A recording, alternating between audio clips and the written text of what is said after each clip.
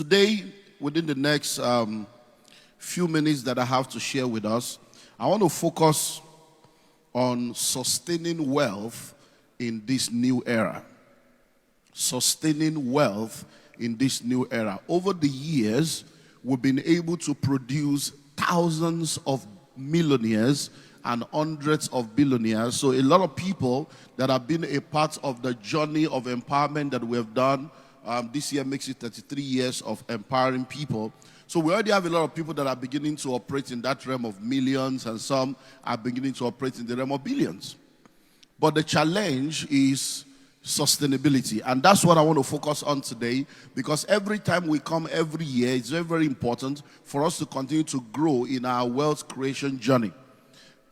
When you begin to sit down to study rich and wealthy people all over the world, one of the things that you begin to realize is that there are people alive today whose grandparents were very wealthy, but they are poor. There are people alive today whose parents were very wealthy, but they are poor. So you find out that when you look all over Africa, when it comes to wealth, when it comes to organizations, hardly will you be able to see a family where wealth has transcended from one generation to the other, even to the third and the fourth generation. So you find out that a lot of wealthy people that exist today are more like the first generation of wealthy people within their family. So most likely, when you see wealthy people today, their parents are poor or their grandparents are poor, and then they tell you about the story of how they have been able to break through that barrier of poverty and come into a place of wealth. But when you also sit down with them, you find out that one of the major fear of a lot of people that are first generation wealthy people is the fear of, will this wealth that I have been able to create, will it live beyond me? So you see a lot of people thinking of how to ensure that their children and those that have come after them are better positioned and better equipped, so that the wealth that they are creating can transcend beyond them. Now, in the month of March, we have a group known as the Billionaires Conclave. Wisdom, Olumide, Timothy, they are all parts of that organization. And we have a lot of people that we're training and mentoring to be able to help them to build sustainable wealth on the continent and even in the world. And our focus in the month of March, in our meeting this year, was building transgenerational wealth. Why? Because we're trying to help people to understand that it's not just enough for you to become wealthy for yourself. You need to be able to build transgenerational wealth and build transgenerational organizations. And we began to look at some of the organizations that have not been able to move beyond 20 years, 30 years of their existence. And we also did a case study of some organizations that have transcended 50 years and 100 years.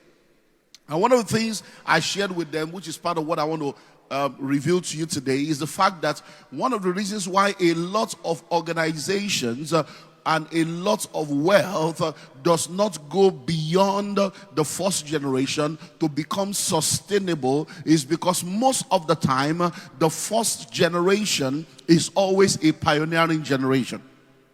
When people are pioneers, they have that drive and that passion to make sure that they push and push and push until they're able to come into a place that makes this easy for them. So the first generation is always a pioneering generation, but by the time the second generation comes, unfortunately, the second generation most of the time becomes a maintenance generation. So the second generation begins to focus on how they can maintain what the first generation has created and pioneered.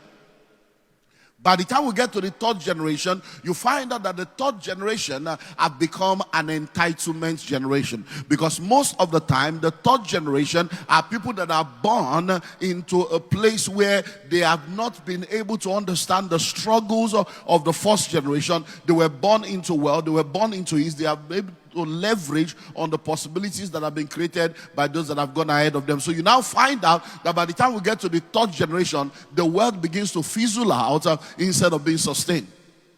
So in order for wealth to be sustained and in order for wealth to become transgenerational, every generation must be a generating generation.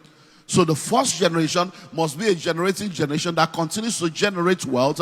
The second generation must be a generating generation that continues to generate their own wealth while also maintaining the wealth of the first generation. So they use the wealth of the first generation as a leverage to speed up their own journey while generating their own wealth with the uniqueness of their environment and the uniqueness of their own generation. And the third generation should never be an entitlement generation. The third generation should appreciate whatever they have received as a gift of grace and as an opportunity to move faster and make greater impact. So the third generation should also be a maintenance generation that is also a generating generation, because you find out that even though we have one world, we have different seasons. So seasons will always change, time will always change. And that's why we say to people that in the world that we live in today, you have to learn, unlearn, and relearn continually. So in sustaining wealth in today's era, there are a few things that I want you to take note of. And let me just narrow it down to two. Number one, what is your definition of wealth? And then number two, how real is your wealth? If you are going to sustain wealth in this new era, you need to have the right understanding and the right definition of wealth. Number two, you need to answer the question of how real your wealth is. Now, when we talk about wealth, Sunday has done an amazing job in trying to help us to understand the difference between riches and wealth, because riches is more of cash-based, but wealth is asset-based. So when we are talking about wealth, we are not talking about just having cash. We are talking about assets. We are talking about impact. We are talking about legacy. So it's very, very important for you to know that if you are going to sustain wealth in this new era, you have to have the right understanding and the right definition of wealth. When you get the book Pathway to Wealth, one of the things that I did in that book is to help us to understand who a millionaire is, and then to help us to understand what wealth is, and then we looked at the components of true wealth. Now, if all you have is money, you are poor. If all you have is money, you are poor. If all that you can lay claim on is that you have money, you are not really a wealthy person, because wealth is beyond money. So when we look at what I call the components of true wealth, there are some things that has to be in place in order for you to say you are truly wealthy, because they are all the ingredients and components that come together to really create and define a truly wealthy person. Number one, strategic relationship. A truly wealthy individual is a man or woman that has social capital. It's a man or a woman that have the right kinds of relationships in their life. And you don't ever want to know what it means to have all the resources and not have people in your life. There are a lot of people that have done a lot of things to try to get money. They've kicked out people, they've maligned people, they've defrauded people, and they've done all kinds of stuff only for them to now have the money, and there's no one to enjoy the money with. A lot of people have lost their family in pursuit of wealth and in pursuit of riches, only for them to finally have the money, and there's no family to enjoy it with. So when we're talking about real wealth, one of the components of real wealth is strategic relationship. Number two is the material possession. Material possession, which is assets. So you need to have assets, and I'll come back to that. Number three is cash. And that's very, very much part of wealth, but that is just one component of wealth, because if all you have is cash, then you're not truly wealthy. Number four is experience. Experience is wealth. That's why we talk about wealth of experience. Number five is knowledge and skill. Knowledge and skill, because in the world that we live in today, knowledge is the new money, and those who know rule over those who do not know. To the degree that you are ignorant, that's to the degree of bondage that you're going to be experiencing in your life. Number six is health. Health is wealth. You don't ever want to know what it means to gather money, and after you have all the money, you don't have the health to enjoy the money. There are a lot of people that have lost their health in pursuit of money, and now they have the money, and they are trying to use the money to buy back their health. And then finally, faith in God. Faith in God. We have said it over and over again. You are either in the secret cult or you are in the secret place. If anyone is deceiving you to think that you can operate in the marketplace without secret, that's a high level of deception. The world that we live in today trades on secrets, and that's why it's called trade secrets. So you are either in the secret cult or you are in the secret place. Everybody is using something. Just be sure that what you are using is the right thing. Everybody is using something. So the question is, which one are you using? Because many times we see the marketplace as just a secular place, but that's a deception. The marketplace is not just a secular place. The marketplace is a highly spiritual place. There are spirits that are functioning in the marketplace. Forget the suit and tie, forget the boardroom, forget the packaging, forget the branding. There are spirits at work. And if you don't understand the place of faith in God and the place of the secret place in wealth, you're going to find yourself in trouble. There are people that can mess up your journey when you don't have the right backup when it comes to wealth. So, in order for you to sustain wealth, I've spoken about the importance of understanding the mindset that aids that, with every generation being a generating generation. But now I've spoken to you about the fact that you need to understand what true wealth is, and it's all about assets. Somebody say asset. Somebody say asset. It's all about asset, because most of the time when we get into all this cash stuff, it's a poverty mentality. It's all about asset and impact. But let's now go to the next dimension that I want us to look at. So when you talk about sustaining wealth, you need to have a clear understanding of what wealth is, but you need to also sit down to ask yourself, how real is your wealth? How real is your wealth? Why? We've had a lot of people that have gone around making people believe that they are wealthy, and all of a sudden, we suddenly realize that the wealth seemed to have disappeared. So the question you then need to ask yourself is, how real is your wealth? So when I started out as a young man, there are many things I tried. There are many things I explored. And there were many mistakes that I made.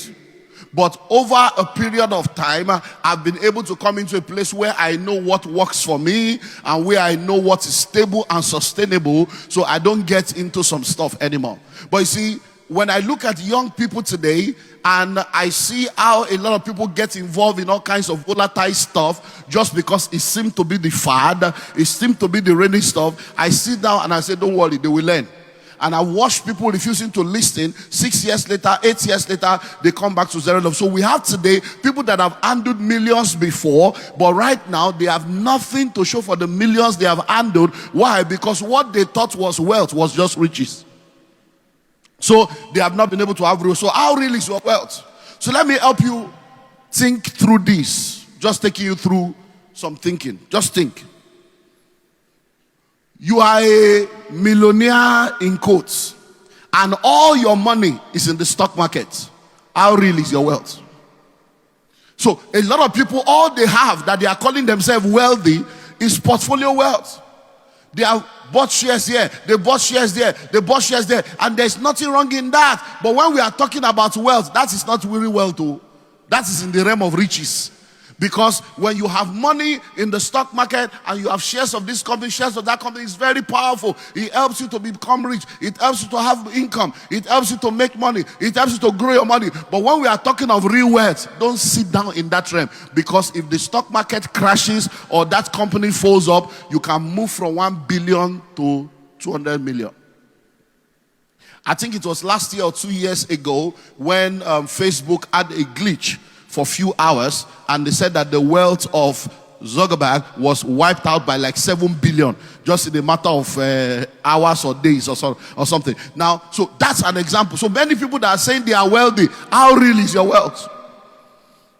Let's go to cryptocurrency. Digital wealth. Elon Musk today, Elon Musk tomorrow. So we have a lot of young people that are making so much money. They've done crypto, they've done Bitcoin, they've done, no problem. But when we are talking of sustaining wealth, it's not inside stock market or inside crypto that you will sustain wealth. Because all these things are so volatile. They have their place. They are not wrong.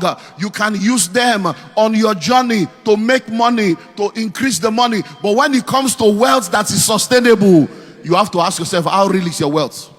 Because I was in a meeting, I think it was 2 years ago or thereabout, either 2 or 3 days. The meeting was in January, and within 3 weeks, something shifted. I was in that meeting and I was talking about, the importance of real estate and this and that. And a man asked a question. And I said, what's the call? He said, sir, I follow you, but I see that you have this bias for real estate. You're always talking real estate. But you see, cryptocurrency is real. There's so much money in cryptocurrency. It's so real. So what do you have to say? Because every time you just be talking real estate. So when they finish, I said, well, I just want to ask you a question. Right now, as you are talking to me right now, how much is your total net worth in that crypto world? He said, I have like 38 million. I said, wow, wonderful. I said, so how many houses do you have? He said, I don't have a house. I'm a tenant, but I pay my bills. I said, you are a poor man. I said, you are a poor man. I said, look, I will advise you. If you truly have 38 million in crypto, go and remove 30 million now, cash. Go and buy 2 bungalows at 15 million. And then begin to make money from it. That is a cash flow producing asset. And then let the remaining 5 to 7 million in crypto continue to grow. He said, no, you don't understand. I said, all this, do you know what happened in less than 3 weeks? That crypto thing crashed. And then I got an email. And the man was insulting me and fighting me. And he said, sir, I'm the one that asked you a question, but I thought they said you are a pastor. When you knew that the crypto was going to crash, why didn't you tell me? You are now telling me to go and sell 30 million. So you already knew that it was going to crash. And I'm like, hey, Babio, see me see trouble. How real is your wealth? How real is your wealth? Let me take you to another thought dimension. Because sustaining wealth, I've been around for a while. Hey, he's a rich man. She's a rich woman. Let's wait now. 10 years later, 20 years later, 30 years later, 40 years later, 50. Let's find out whether you are still there. So if you are into portfolio wealth, you need to have a rethink of how to position that portfolio. Number 2, if you are into digital wealth, you need to have a rethink on how to position that digital wealth. Number 3, how real is your wealth? If your wealth is local, you have what I call localized wealth. You need to have a rethink. Why? Because the world is a global village, the internet is a village square. And if you are in a global village, you have to be a global player. And to be a global player, you cannot have local wealth without global relevance. So if you want to sustain wealth and all your investment is within one geography, it means that when something happens in that one geography, you are down to zero level. Case in point, Ukraine. So we all saw what happened in Ukraine. And we saw how that a lot of people in their thousands have to be relocating to Poland, some were able to go into Russia and go into all the neighboring states. And there are people that were called wealthy people in Russia. Today, they are fugitives. There are people that are called wealthy people in Russia. Today, they are looking for how to survive. Why? Because when they left Ukraine, when they left Ukraine, because all their wealth was localized and then everything was locked up, they left and they couldn't carry anything along with them. But those that had global wealth, even though they lived in Ukraine, they had wealth, they have investment, they have assets all over. So when they move out of Ukraine and move to any country, there are things waiting for them there. So, how real is your wealth? Then let's talk about companies also. Let's talk about business, because now a lot of people understand that when we talk about the vehicles of wealth creation, all these things are the vehicles that create wealth. But we're talking about sustaining wealth now. So the syllabus is like we're bringing you to the next level. Because when you go to primary school, you have teacher. When you go to secondary school, you have teacher. By the time you go to university, you have lecturer. You don't have teachers.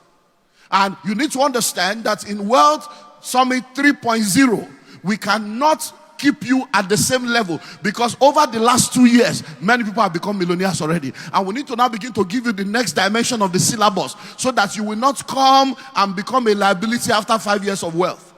Because let me tell you something, it's better not to have money and then to have it than to have money and not have it again. So let's look at companies. So when we're talking about sustainable wealth, how real is your wealth? There are a lot of people that the only wealth that they can lay claim to that makes them to say that they are rich is because they have started a business. They started a business, and then there are branches of the business in different parts, and the business is producing money for them. But guess what? When COVID came, a lot of people that were entrepreneurs, a lot of people that were business people suddenly realized that as COVID came and the entire world was in a lockdown, even though there were entrepreneurs that had businesses, their businesses were in the lockdown. Why? Because their wealth was tied down to just their company, to just the organization that they run. And because the business was locked down, they found themselves in trouble. One of the major, products of our nation that is doing an amazingly wonderful job shared with us in one of the meetings where we hosted her on how that for the first time in her life, in the midst of COVID, she went into deep depression. Why? Because even though she has built a business that was doing billions and they were doing cash flow in dimensions that were just out of this world, when COVID came, she suddenly realized that everything dried up. Why? Because the business they were doing, even though they had all kinds of stores and all kinds of outlets, it was all about people coming every day to buy and money flowing. And the entire business had to come into a lockdown, and she began to rethink her business model and her business system. So what that tells you, if you're going to build sustainable wealth, when you understand what true wealth is, then begin to sit down to ask yourself, how real is this wealth that I claim to have? How real is this wealth that I claim to have? I don't know if you know about Primark, and a lot of companies are folded up as a result of technology, as a result of COVID, as a result of the disruption in the economy. Primark was a company that as at 2019, they were doing billions. By 2020, when COVID came in, the company went belly up. Why were they going belly up? They went belly up simply because when they were, before COVID, their business model was all about having an outlet where people can come and buy. But they did not have an online, e-commerce platform. And when COVID came, because of lack of that e-commerce platform, the company was wiped out. And there are a lot of organizations like, so you can have a company, you can have a business. One of the films I'll probably ask you, or movie I'll ask you to go and watch, is called The House of Gucci. The House of Gucci. Now, many of you know the story of Gucci. But today, it will shock you to know that a business that was started, that was supposed to be a generational business, right now, none of the people in the Gucci family owns part of Gucci. Outsiders have come to take over because of a lot of things that are part of true wealth that many people do not consider. Because you are thinking true wealth, you are thinking, I have money. Are you raising a good family? Are you raising good children? Because at the end of the day, you might build what you consider to be wealth, and when you raise irresponsible children, they will wipe it out in one day. So, that's just a few things for you to think about. So let's begin to look at some of the vitals that you need to consider for sustainable wealth. What are the vitals that you need to consider for sustainable? Number one, a good name. A good name. When we talk about true wealth is not about cash. It's about assets. And one of the greatest assets you can have is a good name. One of the greatest assets you can have is the asset of a good name, is the asset of integrity. Listen to me, there are names that opens doors. And when you come into a place where your name has been made great, you have become truly wealthy. And that name, no matter where the name is mentioned, continues to open door, continues to give a leverage. So listen and listen well. If you are one of these get rich quick, covetous people that just want to make money anyhow, and you want to mess up your name on the name of money, because at the end of the day, one thing that will help you to sustain wealth is what? Is a good name.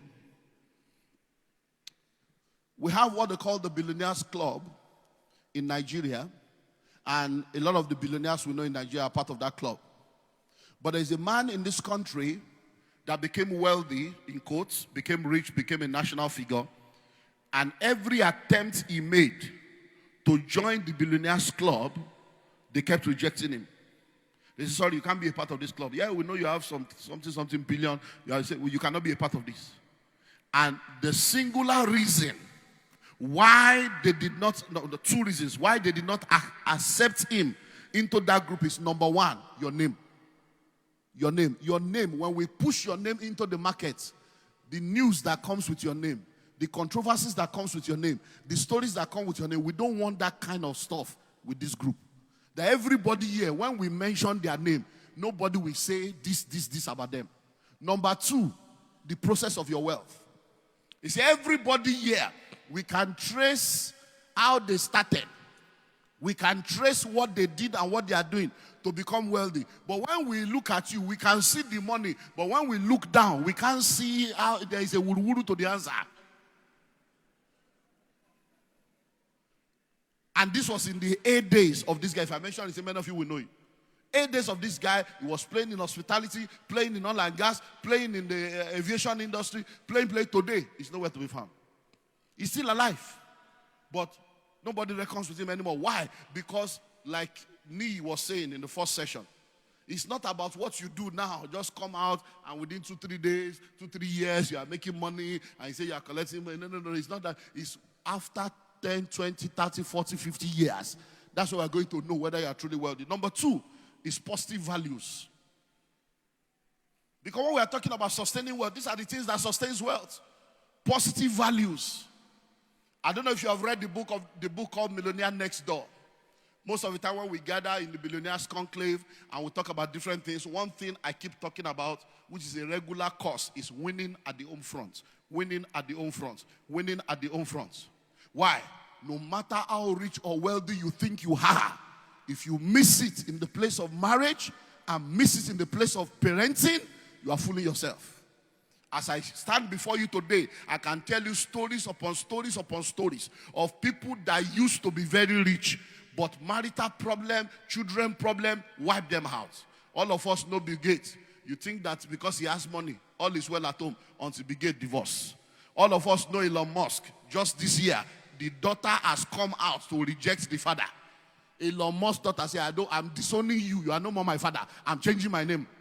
So what is the purpose of a wealth that you gather, but there is no family and there is no lineage to perpetuate the wealth? So when we are talking about sustaining wealth, it's not just about have money. You want to booga, you want to chill with the big boys, you want to kitty cat. No, that's not what we're talking about. It's about making impact. It's about being valuable. It's about 20 years, 30 years, 50 years, 100 years later. People are still referring to the impact that you made. So positive values. And this, I want to pick two in that area. Number one is marriage. Number two is parenting. Marriage and parenting. When you read the book, the Millionaire Next Door, one of the things that the book reveals, because I did a research of rich and wealthy people in North America and found out that one of the major common thread among rich and wealthy people is a strong family. Strong marriage, strong family. When you watch the movie, The House of Gucci, you see how that one marriage to one woman, the entire Gucci lineage was wiped out because of marital issue of one of the sons marrying somebody, and before you know it, story. A whole Gucci. I want to Gucci. Marriage. So listen and listen well. As a young man, as a young woman, you are listening to me right now. In the pursuit of wealth, understand the place of a strong relationship. You don't want to get involved with a guy or a lady that is not going in the same direction as you. And then you don't want to get married and then begin to raise children that are not raised with the right kind of values that will help to perpetuate what you have done, because in your lifetime they can sell you and sell your assets. A lot of people today, I don't want my children to suffer what I suffer. I don't want my children to suffer what I suffer. They've sent their children to Canada, to Australia, to America, to London, and they are regretting it now. One, they send their children into the world without values to sustain them in the world. So the children have gone as supposed good children. They are returning as gay, returning as lesbian, returning as transgender, returning confused, and now there's confusion in the family. A lot of them have left and they say, I'm not coming back to the country. I'm not coming back to Nigeria. And all the supposed wealth that they have built. So we have all kinds of people that have started businesses, and then the children are not interested in coming back to run these businesses. And now they are in another dilemma. Let me deal with two more things and then we close. So I want to deal with those two, which are vital for sustainability, a good name, positive values. But let me now deal with two other physical dimensions. You want to sustain wealth, then consider the aspect of legacy. Legacy. One of the things that will help you to sustain wealth is building legacies. Building legacies that will remain after you. That's one of the ways to sustain wealth. Oh, what are you talking about building legacies? Start foundations. Have a foundation that will become the platform for the perpetuation of impact. So that through that foundation, the money you have made can be used to give back, to raise succeeding generations after you. So that even after you have gone, the foundation is there. And the impact of that foundation can be felt decades and centuries after you have gone. Consider endowments. Many of you need to go back to your school, go back to your alma mater, go back there and begin to endow, come up with endowment funds. To say, okay, in this school, I'm going to be building this hall. It's going to be the Olumide Emmanuel Hall for economics in the university. I'm going to be putting an endowment that everybody that comes to this school to study economics, everybody that comes to study entrepreneurship, the best 5 students, we have a $1 million or $100,000 or $10,000 endowment fund to support their enterprise. So these are things that will be there. That will be there. Today we'll talk about the Nobel Peace Prize. We'll talk about the Nobel Prizes. Alfred Nobel was a man that did not start out the way we all know him today. When he started out, he was one of those that produces all the weapons of mass destruction in the Second World War. Dynamite, guns. He was a gun dealer. He was producing things that they were using to kill people. And then one day, his brother died. And the newspaper thought he was the one that died. And when the headline came out the next day, the headline all over the country was, "The merchant of death is dead." The merchant of death is dead. As far as they are concerned, the man that is producing what is killing people, he has finally died, though. And when Alfred Nobel woke up and saw the headline, he said, "I'm alive now, I'm not dead." He now found out that his brother died. So they thought he was his brother. That he was, say, so you mean that if I die, this is what they will remember about me, that I'm the one that produces what kills people. And he called his lawyers together. He said, today I'm changing my will. I'm changing my formula. Every money I'm making from today, I want to put money into what will help people. I don't want to be known as a man that kills people. So endowment for peace, endowment for drugs, all kinds of scientific invention. Many of the things that has helped keep people alive today were sponsored and paid for by the Nobel platform. So that is one of the things you need to begin to do. Let me speak to the issue of trust. Many of you grew up understanding that, you have to leave inheritance for your children. You have to leave inheritance for your children's children. And many of you are laboring to gather money so that you can hand it over to the children, but you are not factoring the fact that the children are going to be growing up in a world that is different from your own. So there are many people now that do not realize that if you are going to sustain wealth, one of the new things you need to begin to understand is to move from wills to trust. Move from wills to trust. Move from writing wills to say you are handing over something to your children to trust, where the entire thing you have built is put in a trust, and you can define the kind of access and the kind of progression that your children can have with reference to the wealth, so that they can all be able to become a generating generation. So when you look at people like Bill Gates, you look at many of the rich and wealthy people, they have told their children, we are not leaving anything for you, so that you can go and produce your own. Why? Because transgenerational wealth will not happen except every generation becomes a generating generation. So finally, you want to have wealth that will be sustained, then you need to invest in real and diversified assets. Real and diversified assets. Real and diversified assets. And I'll come back to where I always stand, real estate. Real estate is the only real investment. No matter what, I was listening to Lee online earlier on, and he was talking about all the different places where the wealthy people come from. And as he was talking, I said, Gbogbo need real estate. I was online. I said, Gbogbo need real estate. I was talking to myself. I was in the hotel room. I said, and he said it. He said, all of them. I remember we were there when he said, they all need real estate. I said, Ashiri, yeah, now you are correct. Every industry on earth, everybody will come back to real estate. You know why? It's the only real investment. It's the oldest investment, the surest, the most sustainable. Real estate will hedge against inflation, hedge against devaluation. Everybody is shouting, Naira is 700, but we'll go 1,005. If you like, let's say enter 3,000. If you have real estate, the real estate is there, appreciating and appreciating and appreciating. It is people that do not... let me not go into Nigerian problem. So you need real and diversified assets. So you need to come into real estate and you need to diversify your assets to make sure that you don't just have assets, but you have cash flow producing assets. When Pertinence launched Ire,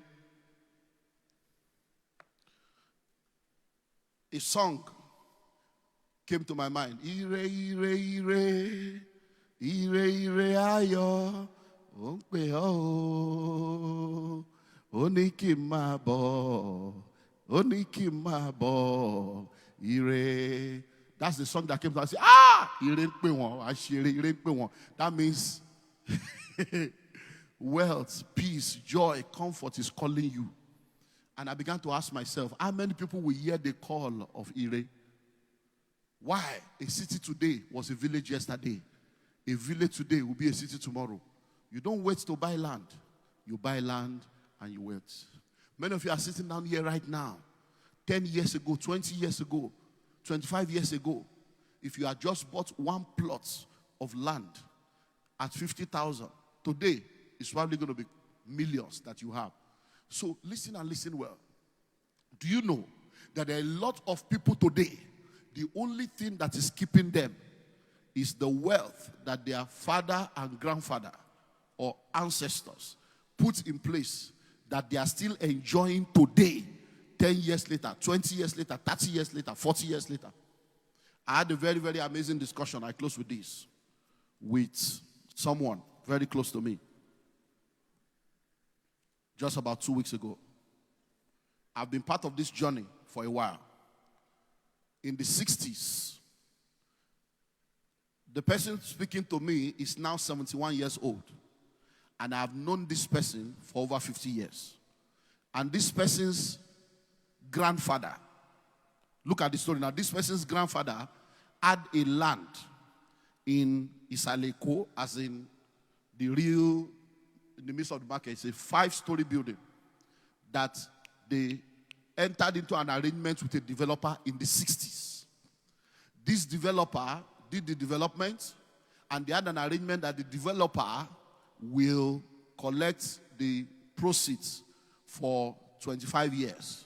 When it was 25 years, many of the people that knew the details of the deal had died, including the lawyer that was involved in the transaction.